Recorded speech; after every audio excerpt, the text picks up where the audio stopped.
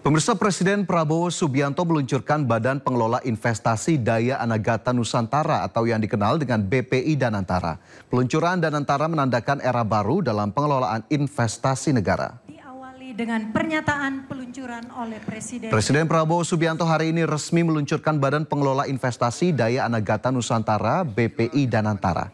Badan yang akan mengelola investasi perusahaan-perusahaan BUMN. Peluncuran digelar di Istana Kepresidenan Jakarta. Dihadiri Presiden ke-6 Republik Indonesia, Susilo Bambang Yudhoyono, Presiden ke-7 RI Joko Widodo, para wakil presiden periode sebelumnya, para Menteri Kabinet Merah Putih dan juga utusan negara sahabat. Danantara merupakan komitmen pemerintah dalam mewujudkan Astacita, yakni visi besar untuk membawa perekonomian Indonesia ke level yang lebih tinggi melalui investasi berkelanjutan dan inklusif. Sebelum meluncurkan Danantara, Presiden Prabowo pagi tadi mengangkat Dewan Pengawas dan Badan Pelaksana BPI Danantara. Pendahulu-pendahulu kita telah lama investasi dalam sektor-sektor strategis. Presiden pertama kita mendirikan Institut Pertanian Bogor karena memandang pertanian sebagai sektor strategis. Bung Karno pernah mengatakan, "The stomach cannot wait." Kita tidak boleh mengizinkan kelaparan yang ada di Indonesia. Presiden kita pertama pun yang membesarkan Institut Teknologi Bandung. Karena kita untuk merdeka, untuk sejahtera harus menguasai teknologi. Presiden kedua meneruskan pembangunan.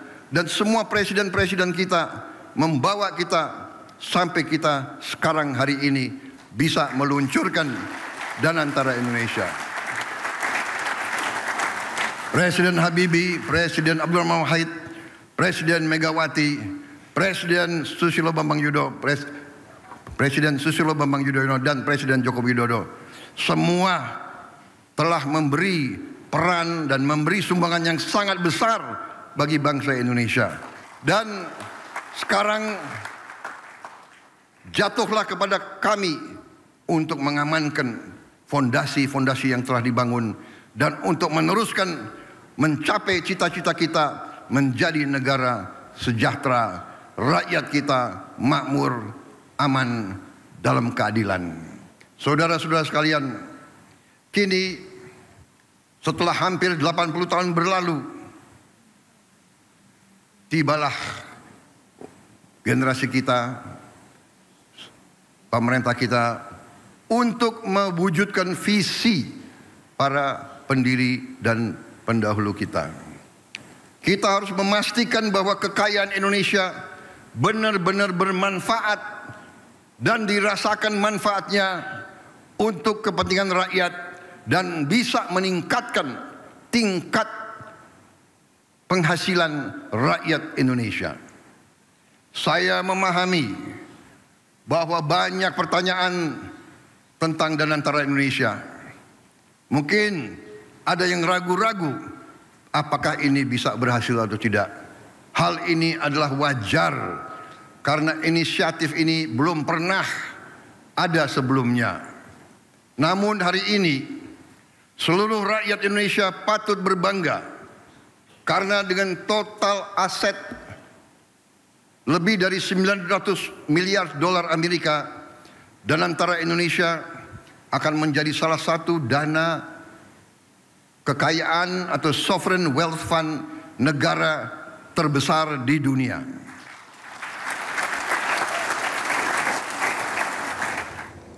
Momen peluncuran Danantara adalah momen penting bagi Presiden Prabowo. Dalam momen ini Presiden Prabowo juga mengundang dua pendahulunya, yakni Presiden ke-6 Republik Indonesia Susilo Bambang Yudhoyono dan Presiden ke-7 Republik Indonesia Joko Widodo. Presiden Prabowo, SBY dan Jokowi bersama-sama naik satu mobil golf dari tempat jamuan menuju lokasi acara peresmian Danantara. Momen tiga pemimpin bangsa itu seakan ingin menunjukkan pentingnya Danantara bagi kepentingan negara ke depan.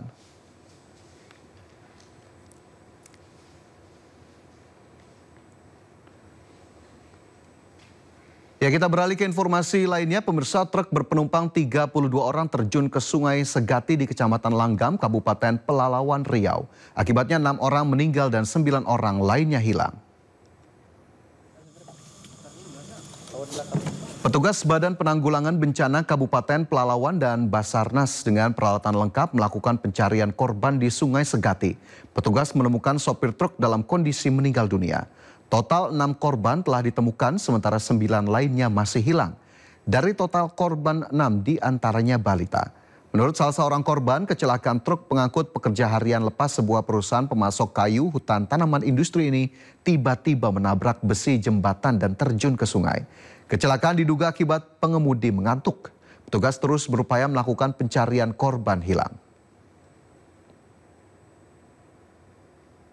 Terus gas mobil itu saya karena masuk ke dalam mobilnya karena mas airnya masuk. Kami nggak tahu lagi di mana saya. Kejadiannya? Korban lebih kurang 32 orang, selamat sekitar 14 orang, dan kondisi sekarang 12 orang yang lagi proses pencarian. Mobil masih di dalam, kita lagi mengupayakan untuk melakukan evakuasi mobil karena korban masih berada di dalam mobil. Berapa orang yang masih dalam pencarian nih, Bang? 6 orang anak-anak dan 6 orang dewasa, dan 12 orang total yang belum ditemukan. Pemirsa, viral sekelompok orang tidak dikenal melakukan penyegelan 3 rumah milik Sekretaris Desa Asem Raja, Kabupaten Sampang, Madura, Jawa Timur. Penyegelan diduga berkaitan dengan kalah taruhan pasca Pilkada 2024 lalu.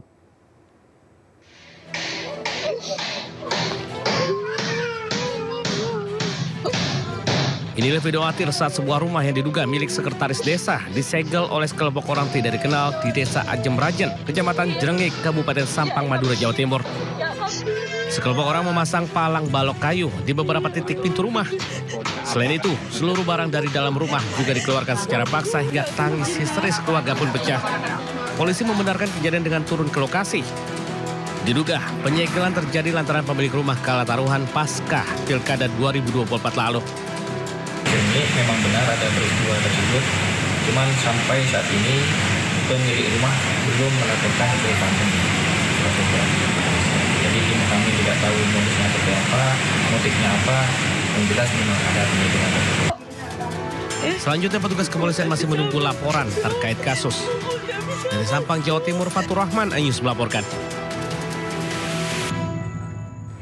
Pemukulan brutal dilakukan oleh salah satu pelajar terhadap seorang pelajar lain dalam turnamen basket tingkat SMP se-Bogoraya viral di media sosial. Pertandingan basket langsung dihentikan dan pelaku mendapat skorsing 7 hari dari sekolah dan dilarang main basket selama setahun dari Perbasi Bogor.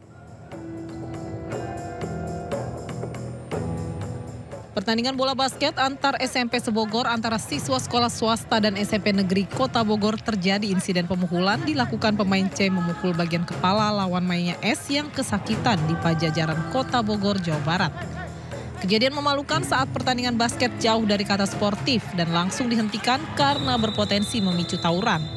Persatuan Basket Seluruh Indonesia Cabang Kota Bogor melarang pemain yang berperilaku buruk mengikuti turnamen di Kota Bogor. Kejadian tersebut itu sesat mata adalah memang terjadi pemukulan yang ada di peraturan organisasi itu pasti ada sanksinya berupa PO-nya kita adalah 1 tahun tidak boleh bermain di Kota Bogor ya, karena ini terjadi di Kota Bogor dan masuk di dalam rekomendasinya Perbasi Kota Bogor. Mirisnya teman-teman korban yang mengunggah pemukulan ke media sosial mendapat ancaman dan intimidasi diduga dari asisten pelatih basket sekolah pelaku. Dengan mengaku sebagai orang Perbasi, saat ini asisten pelatih basket dicopot dari pelatih sekolah pelaku dan dicabut lisensi pelatihannya oleh Perbasi. Dinas Pendidikan Bogor dan Perbasi Bogor memediasi sekolah dan orang tua pelaku dan juga korban agar kejadian memalukan ini tidak terulang kembali. Dari Bogor, Jawa Barat, Andi Firmansyah melaporkan. DPP Persatuan Bola Basket Seluruh Indonesia Perbasi menjatuhkan sanksi kepada atlet basket remaja yang melakukan pemukulan dalam pertandingan di Bogor, Jawa Barat. Pelaku mendapat sanksi larangan bermain selama 2 tahun di semua turnamen Perbasi seluruh Indonesia. Kami memutuskan untuk memberikan sanksi kepada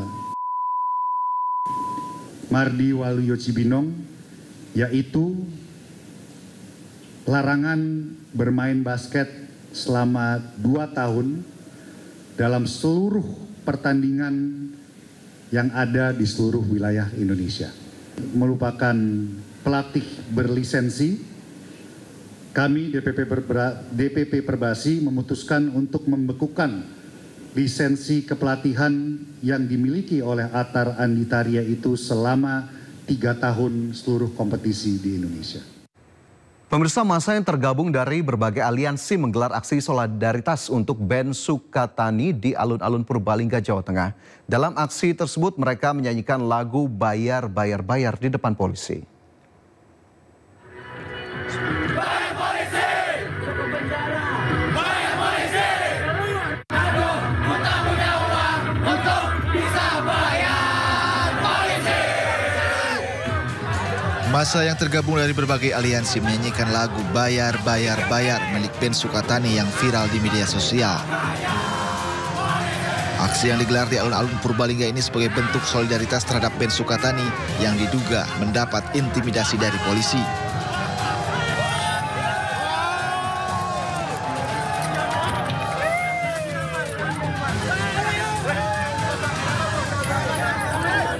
Aksi solidaritas band Sukatani juga dilakukan dengan menyebar uang receh sebagai simbol mahalnya biaya untuk ongkos berurusan dengan polisi. Aksi solidaritas ini digelar untuk memberikan edukasi kepada polisi dan masyarakat bahwa karya musik sebagai bentuk ekspresi yang tidak sepantasnya dibungkam. Peserta aksi menyatakan agar masyarakat tidak takut untuk menyampaikan ekspresi dan menyuarakan kebenaran dengan media apapun. Lagunya Bayar, Bayar, Bayar, ya sebenarnya itu adalah bagian dari kritik dari kepada institusi kepolisian gitu.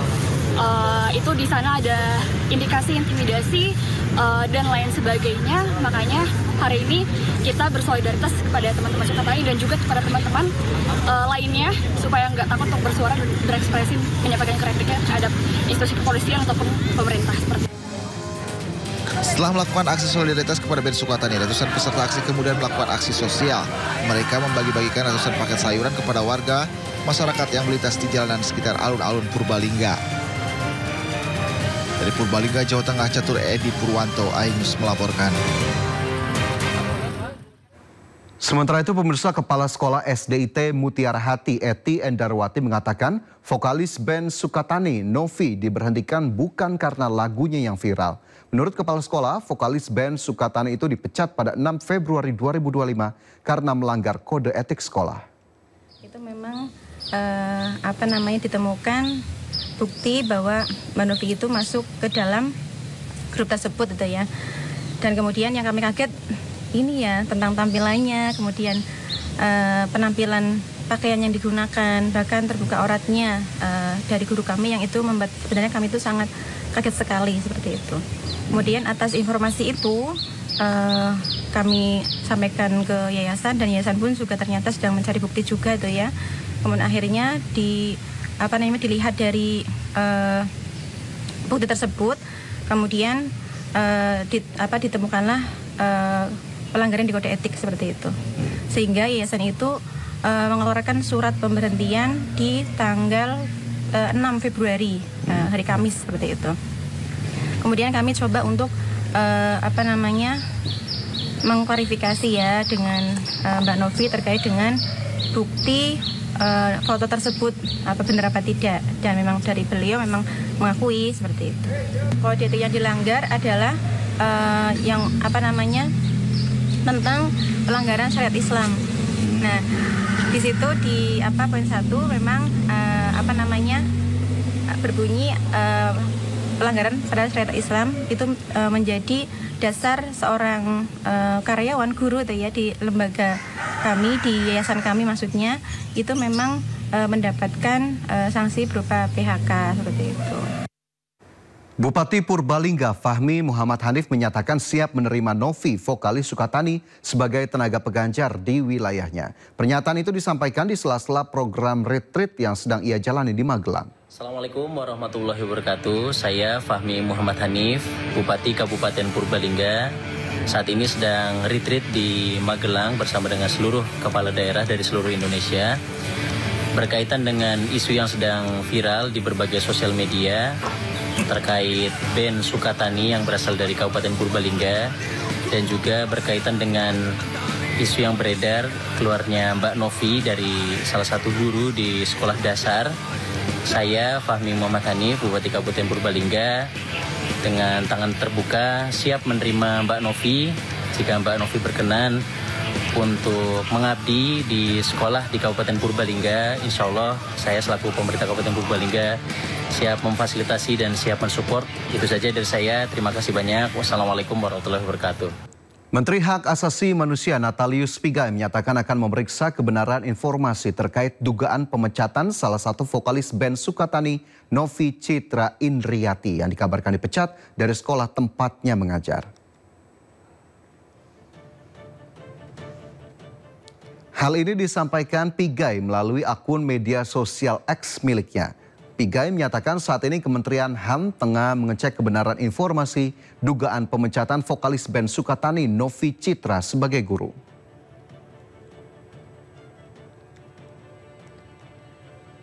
Pigai menegaskan jika benar Novi dipecat karena menjadi vokalis Sukatani, dirinya akan menolak pemecatan tersebut guna memastikan perlindungan dan penghormatan HAM bagi Novi. Pigai juga mengatakan pihak Sukatani dan kepolisian sudah meminta maaf dan kepolisian menerima lagu tersebut sebagai kritikan atau masukan.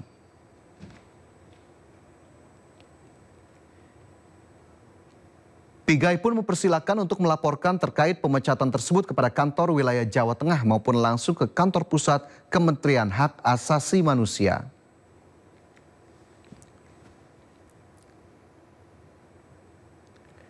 Pemirsa, ada 8 materi kunci dalam pembekalan hari keempat kepala daerah di hari ini. Apa saja? Sesaat lagi akan kami sampaikan untuk Anda. Tetaplah di Sindo Siang.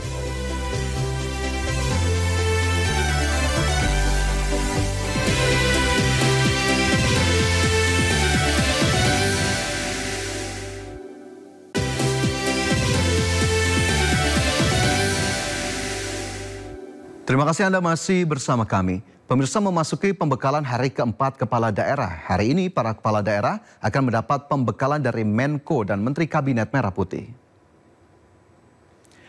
Memasuki hari keempat pembekalan di Akademi Militer, agenda pembekalan hari ini akan disampaikan sejumlah Menko dan Menteri Kabinet Merah Putih. Di antaranya berkaitan dengan visi misi program Presiden, mulai dari sosialisasi rencana pembangunan jangka menengah nasional, ideologi Pancasila, pembangunan infrastruktur hingga industri kreatif. Para kepala daerah tetap semangat dan siap menjalani pembekalan di hari keempat. Materi-materi yang disampaikan sangat berguna bagi kepala daerah untuk membuat kebijakan yang tepat sasaran.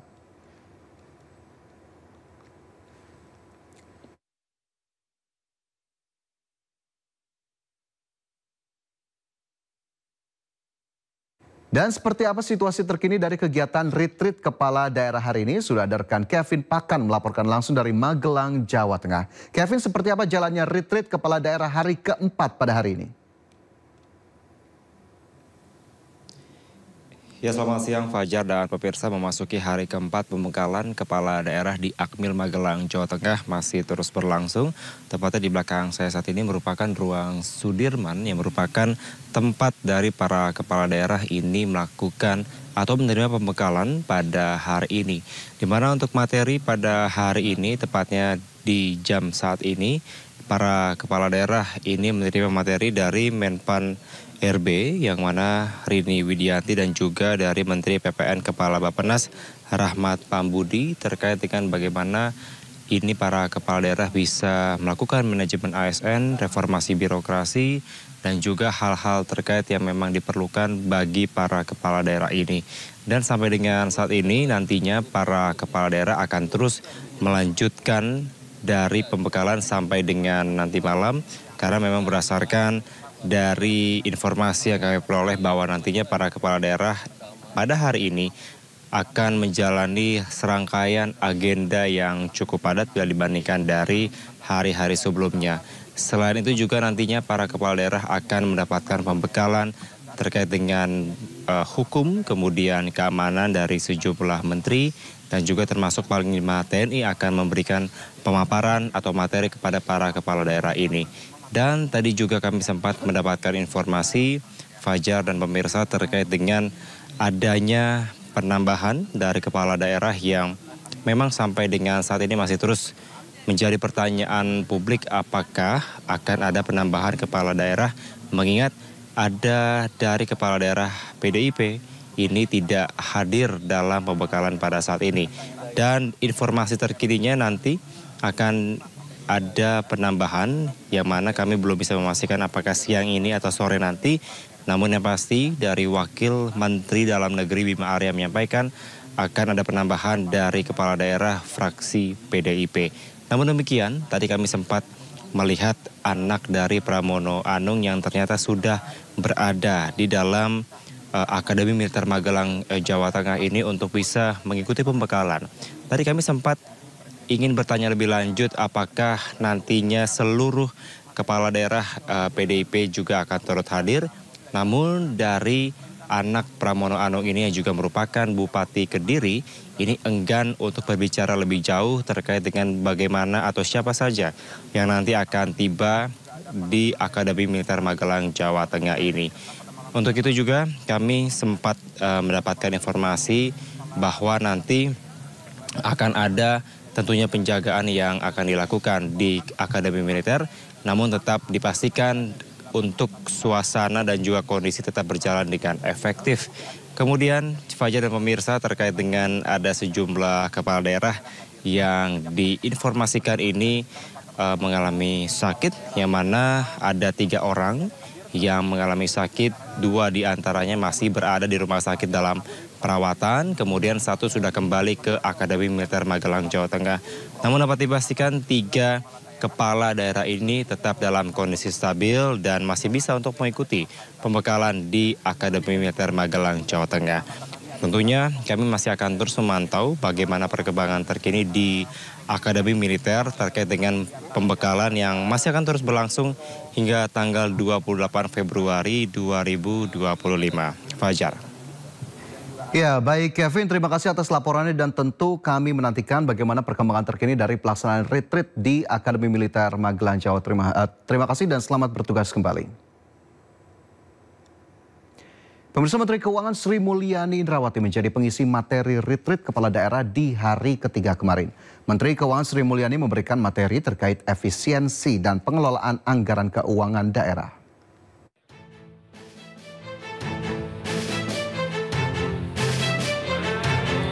Menteri Keuangan Sri Mulyani mengisi materi terkait perekonomian dan keuangan negara kepada para kepala daerah di retret hari ketiga. Sri Mulyani tiba di ruang Sudirman Akademi Militer Magelang ditemani Menteri Dalam Negeri Tito Karnavian dan Wakil Menteri Dalam Negeri Bima Arya Sugiarto. Sri Mulyani membagi materi pembahasan menjadi 4 bagian, mulai dari pembahasan APBN dan perekonomian, kebijakan fiskal untuk kesejahteraan rakyat, pembiayaan inovatif untuk akselerasi pembangunan, serta arahan Presiden dan tindak lanjut APBN 2025. Sementara Menteri Dalam Negeri Tito Karnavian menyambut baik materi yang disampaikan Menteri Keuangan.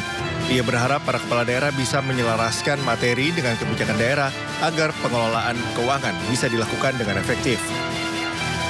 Materi mengenai APBN dan peranannya terhadap pengelolaan keuangan negara, APBN dan APBD terhadap pembangunan, terutama pentingnya adalah mengelola untuk mendukung tujuan-tujuan nasional, apakah itu dari sisi pertumbuhan ekonomi, penciptaan kesempatan kerja, pengurangan kemiskinan, dan bagaimana kepala-kepala daerah tentu diharapkan untuk terus sinergi, koordinasi sehingga dampak dari keuangan negara baik APBN dan APBD itu bisa optimal atau bisa dimaksimalkan.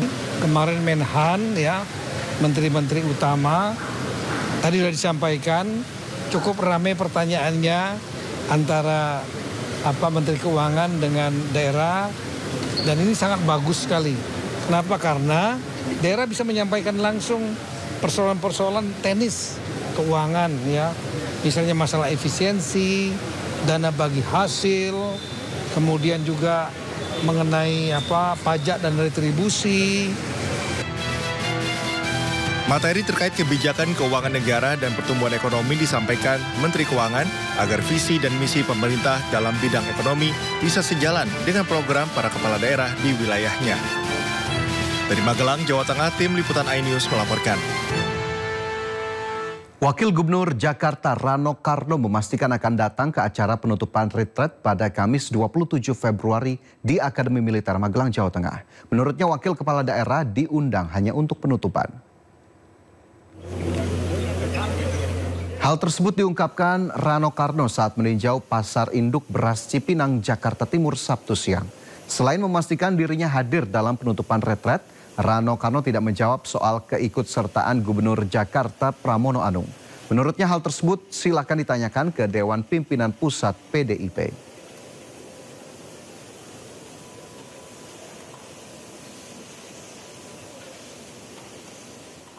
Tanggal 27.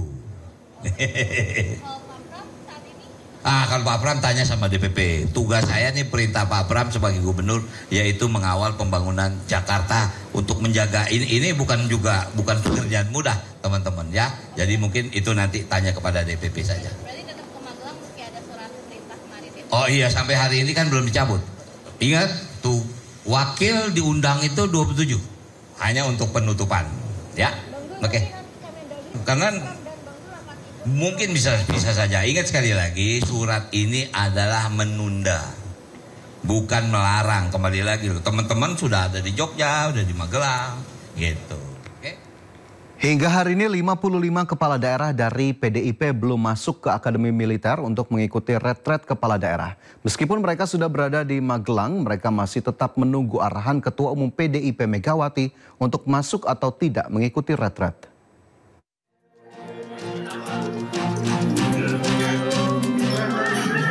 Gubernur Jakarta yang sekaligus kader PDIP, Pramono Anung, datang ke sebuah kafe sekaligus titik kumpul dari 55 kepala daerah yang berasal dari PDIP di Kota Magelang, Jawa Tengah, Sabtu sore. Dalam kesempatan tersebut, Pramono Anung memberikan arahan terkait kegiatan retret yang digelar selama 1 minggu di Akademi Militer Magelang. Dalam arahan tersebut, nantinya para kepala daerah dari PDIP akan mengikuti retret, namun masih menunggu waktu dan arahan dari Ketua Umum PDIP, Megawati Soekarno Putri. Kita hari ini menunggu di Magelang ini karena kita menunggu keputusan dari DPP PD Perjuangan yang masih sangat dinamis ya di Jakarta, dan kemudian kita pada prinsipnya kita semua ini siap untuk melakukan retreat dan kita bahkan sudah ada di Magelang ini dan kita siap sewaktu-waktu.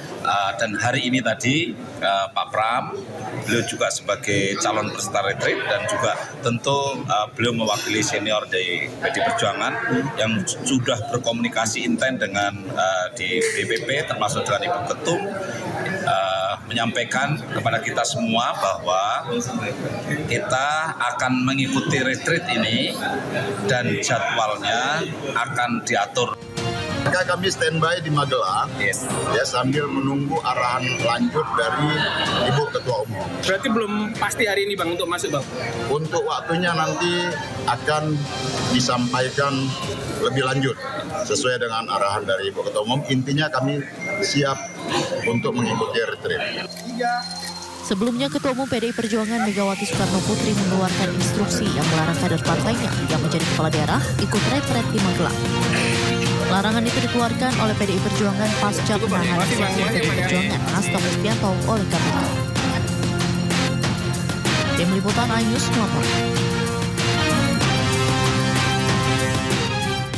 Presiden ke-6 Republik Indonesia Susilo Bambang Yudhoyono atau SBY mengingatkan kepada semua pihak agar menempatkan kepentingan negara berada di atas kepentingan partai. Hal itu disampaikan SBY di sela silaturahmi dengan DPD Partai Demokrat di Cikeas. Perjuangan Partai Demokrat ke depan, perjuangan besar kita yang utama tentunya untuk negara dan rakyat, dan perjuangan besar lainnya baru untuk partai. Jangan dibalik, negara dulu baru partai, country over party. Ini nilai yang kita anut sejak Partai Demokrat berdiri. Oleh karena itu saya minta kesabaran sebentar Pak Sekjen, Kang Hero dan teman-teman lain agar saya dengan Silaturahmi perwakilan DPD Partai Demokrat se-Indonesia ke kediaman SBY di Cikeas dilakukan dalam rangkaian Kongres ke-6 Partai Demokrat yang akan dimulai Senin sore. Salah satu agenda Kongres adalah pemilihan Ketua Umum untuk memimpin Partai Demokrat 5 tahun ke depan. Jelang Kongres ke-6 Partai Demokrat, perwakilan DPD Partai Demokrat se-Indonesia kemarin menyambangi kediaman Presiden ke-6 Republik Indonesia Susilo Bambang Yudhoyono atau SBY di Cikias, Bogor, Jawa Barat. Kedatangan mereka menyampaikan permintaan kepada SBY untuk kembali menjabat sebagai Ketua Majelis Tinggi Partai. Sekretaris Jenderal Partai Demokrat Teguh Rifki Harsya mengatakan SBY bersedia untuk kembali menjadi Ketua Majelis Tinggi Partai Demokrat 2025-2030. Sebelumnya para pemilik hak suara di Partai Demokrat juga telah meminta Agus Harimurti Yudhoyono kembali menjadi Ketua Umum Partai Demokrat 2025-2030. AHY pun mengaku siap dan optimis bisa kembali menjalankan tugasnya sebagai Ketua Umum Partai Demokrat. Mas AHY kembali memimpin Partai Demokrat untuk 5 tahun ke depan. Hari ini 616 suara, pemilik suara Partai Demokrat juga meminta Bapak SBY untuk menjadi Ketua Majelis Tinggi Partai Demokrat untuk 5 tahun ke depan. Nah, tadi setelah berdiskusi, kemudian juga mendapatkan wejangan dari beliau, alhamdulillah Bapak SBY juga telah merespon dan menerima untuk kembali menjadi Ketua Majelis Tinggi Partai Demokrat 2025-2030. DPD dan DPJ tadi menyampaikan harapannya agar saya bisa atau berkenan maju kembali sebagai Ketua Umum periode 2025-2030. Dan tentunya dengan niat yang baik, dengan itikat yang baik, saya menerima dan harapannya bisa menjalankan tugas dan amanah yang diberikan oleh seluruh kader untuk melanjutkan kepemimpinan yang telah dijalankan selama 5 tahun terakhir ini, tentu dengan dukungan, kebersamaan, dan semangat juang dari seluruh pimpinan dan seluruh kader Demokrat dimanapun berada. Kami memiliki optimisme. Presiden Prabowo Subianto resmi meluncurkan Badan Pengelola Investasi Danantara, dan informasi selengkapnya kami hadirkan usai jeda.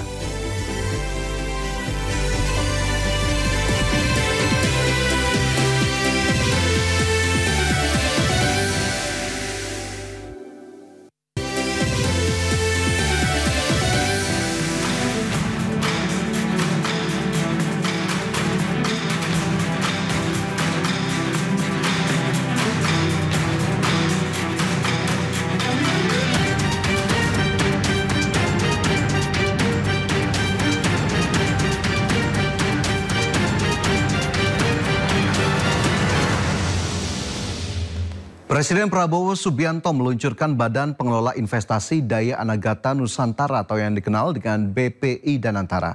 Peluncuran Danantara menandakan era baru dalam pengelolaan investasi negara.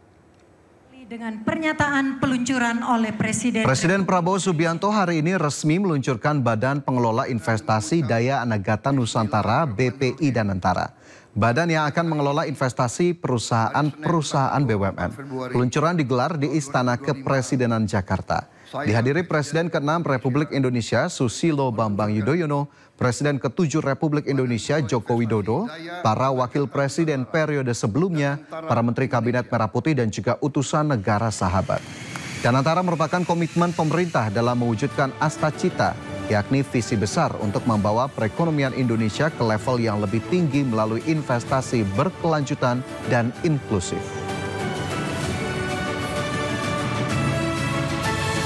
Mengucap Bismillahirrahmanirrahim. Pada siang hari ini, hari Senin tanggal 24 Februari tahun 2025, saya Presiden Republik Indonesia meluncurkan Badan Pengelola Investasi Daya Anagata Nusantara, Danantara Indonesia.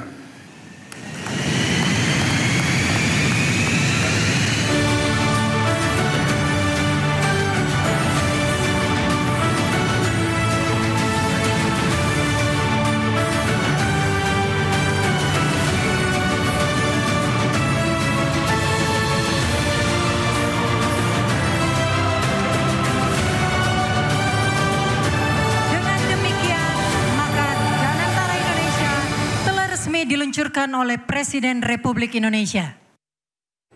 Momen peluncuran Danantara adalah momen penting bagi Presiden Prabowo. Dalam momen ini Presiden Prabowo juga mengundang dua pendahulunya, yaitu Presiden ke-6 Republik Indonesia Susilo Bambang Yudhoyono dan Presiden ke-7 Republik Indonesia Joko Widodo. Presiden Prabowo, SBY dan Jokowi bersama-sama naik satu mobil golf dari tempat jamuan menuju lokasi acara peresmian Danantara. Momen tiga pemimpin bangsa itu seakan ingin menunjukkan pentingnya Danantara bagi kepentingan negara ke depan.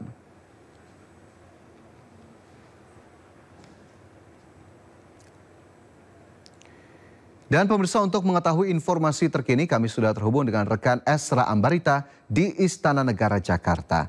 Ya Esra, bagaimanakah situasi terkini peluncuran Badan Pengelola Investasi Daya Anagata Nusantara atau BPI Danantara di Istana Kepresidenan? Selamat siang Fajar dan juga pemirsa, sekitar pukul 10 pagi tadi telah diluncurkan dari BPI Danantara yang mana ini langsung diluncurkan oleh Presiden Prabowo Subianto, dan menariknya ini dihadiri sejumlah presiden atau mantan presiden seperti Presiden Republik Indonesia ke-6 dari Susilo Bambang Yudhoyono, kemudian juga Presiden Republik Indonesia ke-7 yakni Joko Widodo. Nah, dalam tadi peresmian maupun peluncurannya ini juga didampingi sejumlah menteri dan wakil menteri khususnya dari Kabinet Merah Putih, dan meskipun tidak merinci siapa saja yang menahkodai Danantara ini, tapi kita bisa sampaikan bahwa ada tiga nama yang secara potensial yang akan menahkodai dari Danantara ini. Di antaranya adalah Menteri Investasi dan Hilirisasi yakni Rosan Roslani, kemudian juga Wamen BUMN yakni Dona Auskaria dan Pandu Syahrir yang merupakan keponakan dari Luhut Bin Sarpanjaitan yang sekaligus merupakan fokus pada atau membidangi pengusaha. Nah, sebetulnya tadi juga kami mendengarkan apa yang disampaikan Presiden Prabowo Subianto bahwa setidaknya untuk dana nanti yang diolah oleh Badan Pengelolaan Investasi ini adalah mencapai 900 miliar dolar, ataupun kalau dikonversikan ke rupiah ini mencapai kurang lebih 14 hingga 15 triliun.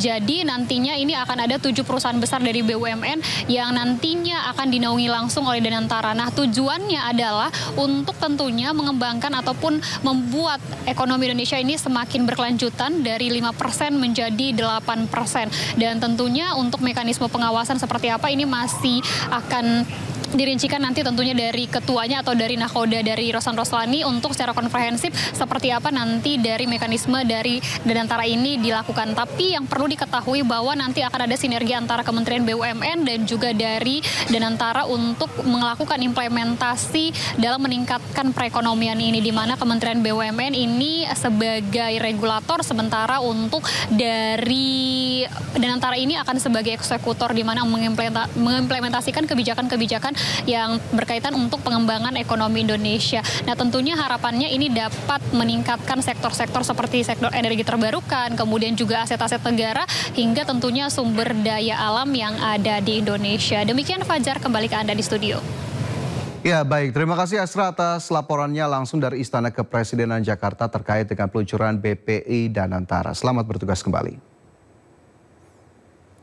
Dan pemirsa, sebelum meluncurkan Danantara, Presiden Prabowo Subianto pagi tadi mengangkat Dewan Pengawas dan Badan Pelaksana BPI Danantara. Hari ini, hari Senin tanggal 24 Februari 2025, saya Presiden Republik Indonesia menandatangani Undang-Undang Nomor 1 Tahun 2025. Ya, Badan Pengelola Investasi Danantara akan mengelola 7 BUMN. Danantara memiliki target investasi jangka panjang mencapai 15.978 triliun rupiah. Dan berikut rinciannya.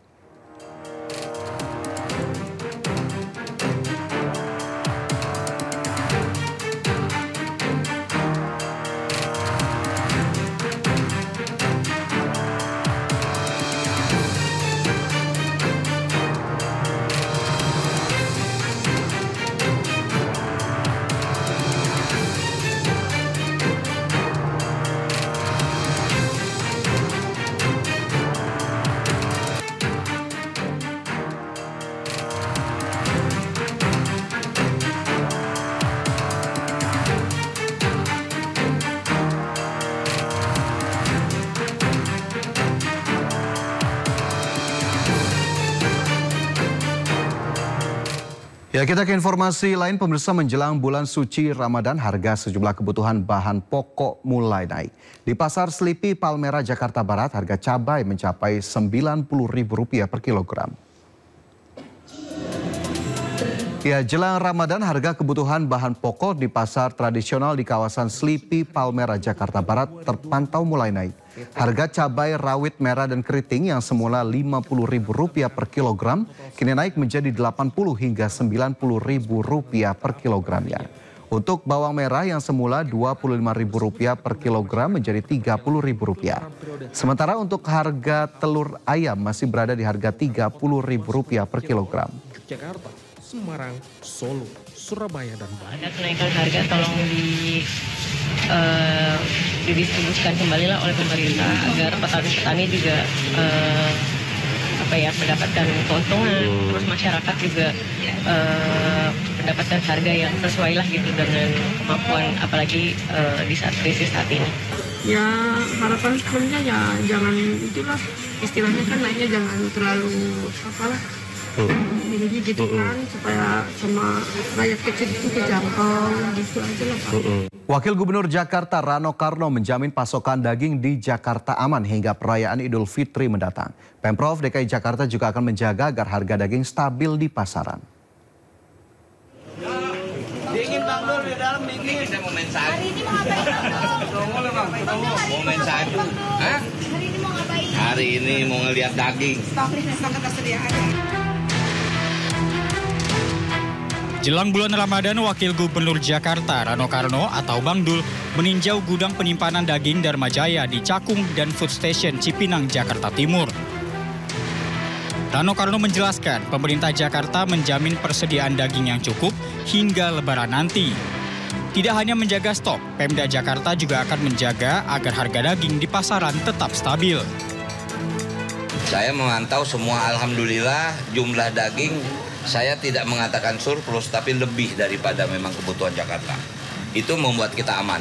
Ya aman artinya mudah-mudahan kita bisa menjaga kestabilan harga. Memang nggak bisa dipungkiri, setiap hari raya itu kadang-kadang harga pasti naik. Nah, tapi di sinilah fungsi pemerintah daerah untuk menjaga, karena kita juga punya tugas untuk menjaga inflasi daerah. Selain daging, pemerintah Jakarta juga menjaga agar persediaan beras tetap terjaga. Dari Jakarta, Rizky Ihwal dan Di Bernardi, iNews melaporkan.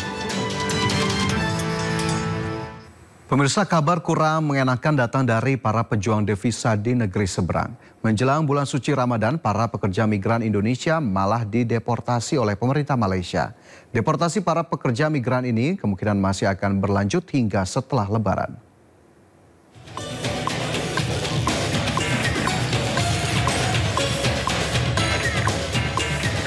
Sebanyak 68 orang PMI kembali dideportasi pemerintah Malaysia melalui Pelabuhan Internasional Kota Dumai, Riau. Mereka langsung mendapat pengawalan ketat dari aparat kepolisian, selanjutnya menjalani pemeriksaan kesehatan oleh pihak karantina kesehatan pelabuhan. Deportasi besar-besaran PMI dari Malaysia dilakukan karena mereka masuk dan bekerja ke Malaysia dengan cara tak resmi atau ilegal atau tidak memiliki dokumen dan sertifikasi keahlian yang disepakati negara Malaysia dan Indonesia. Kita ada pemulangan 68 tahun dari Malaysia, dideportasi dari Malaysia. Itu terdiri dari 51 orang laki-laki, 11 orang perempuan, termasuk salah satu di dalam itu anak perempuan berusia 5 tahun. Dan 1 orang laki-laki yang menderita sakit kencing manis, tapi dalam kondisi stabil. Ke-68 PMI yang berasal dari 17 orang dari NTT, 11 orang dari Jawa Timur, dan 10 orang dari Aceh ini langsung dibawa ke rumah ramah pekerja migran di Dumai untuk pendataan sebelum dipulangkan ke daerah asalnya masing-masing. Diperkirakan puncak deportasi PMI oleh pemerintah Malaysia akan terjadi sebelum perayaan Hari Raya Idul Fitri mendatang. Dari Dumai, Riau, Dini Iswandi, iNews melaporkan.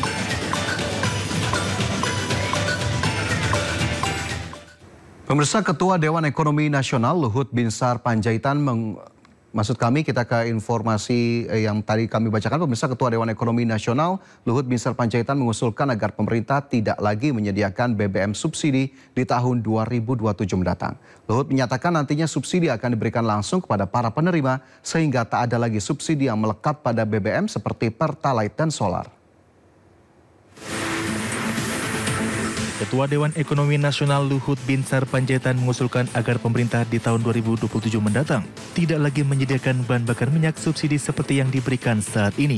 Luhut bahkan mengatakan usulan tersebut sudah disampaikan kepada Presiden Prabowo Subianto. Because at the end, ladies and gentlemen, I was thinking, I told the President about this, maybe within 2 years' time we can go to one price. No more subsidy to the material. To like fuel, like solar, there's subsidy to the people who qualified to get the subsidy. So that's I think the best. So then we can save another billion of dollars. So this is I think rely on technology. Sementara itu, sebagai ganti BBM subsidi, Luhut menyatakan nantinya penyaluran subsidi bahan bakar akan diberikan langsung kepada para penerima dan tak ada lagi subsidi untuk bahan bakar yang selama ini melekat saat masyarakat membeli Pertalite dan biosolar.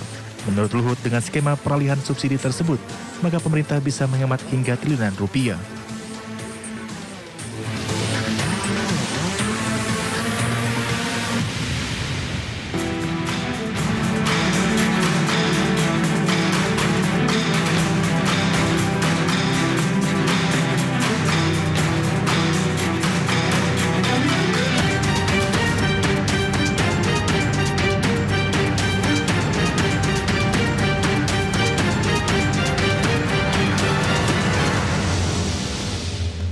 Dan pemirsa, informasi tadi mengakhiri Sindo Siang hari ini. Dan tentunya Anda bisa mendapatkan informasi terkini dan terbaru melalui portal yang menghadirkan berita daerah, berita nasional, dan berita internasional lengkap di sindonews.com.